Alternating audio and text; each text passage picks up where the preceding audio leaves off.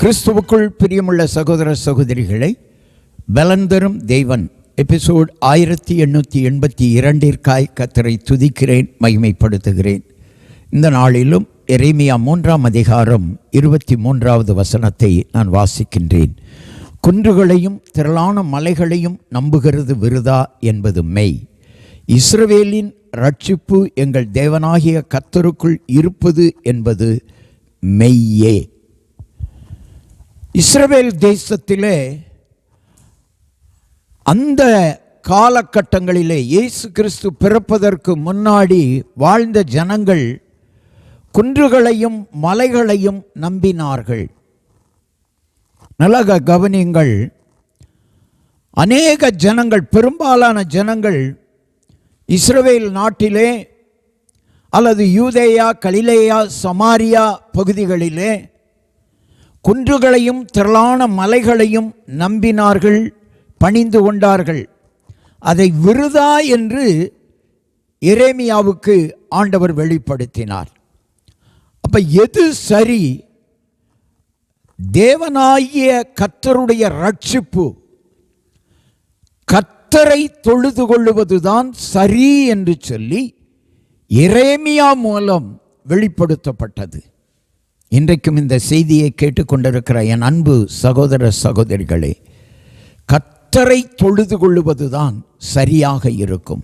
அதாவது இயேசு கிறிஸ்துவை தொழுது கொள்ளுவதுதான் சரியாக இருக்கும். இன்றைக்கும் கிறிஸ்தவர்களில் அநேகர் பலவிதமான தொழுகைகளிலே இருக்கிறார்கள். பலரை தொழுது கொள்ளுகிறார்கள். சக காலத்தில் வாழ்ந்த மனுஷர்களை தொழுது கொள்ளுகிறார்கள். அது விருதா என்று வேதம் சொல்லுகிறது. இயேசு ஒருவர் மாத்திரம்தான் தொழுது கொள்ளுவதற்கும் உரியவர். எனவே அவரை தொழுது கொள்ளுங்கள். கண்களை மூடி ஜெபிக்கலாம். கர்த்தரிடத்தில்தான் ரட்சிப்பு இருக்கிறது.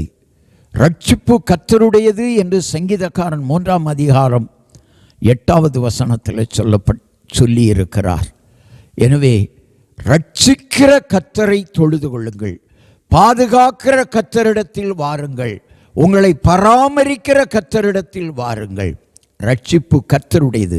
கர்த்தர் ஒருவர் மாத்திரம்தான் தொழுது கொள்ளுவதற்கு உரியவர். இந்த செய்தியை கேட்டுக்கொண்டிருக்கிற கிறிஸ்தவர்களே, நீங்கள் எந்த பிரிவில் இருந்தாலும் இயேசுவை தவிர வேறு எவரையும் தொழுது கொள்ளாதிருங்கள்.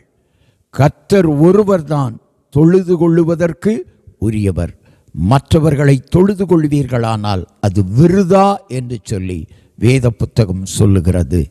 எனவே வேத புத்தகம் காட்டுகிற வழியிலே நடந்து பரிசுத்த வாழ்க்கை வாழுங்கள். பரவச வாழ்க்கையில் கர்த்தர் உங்களை ஆசீர்வதிப்பார். இயேசு கிறிஸ்துவின் நாமத்தில் ஜெபிக்கிறேன் பிதாவே, ஆமென்.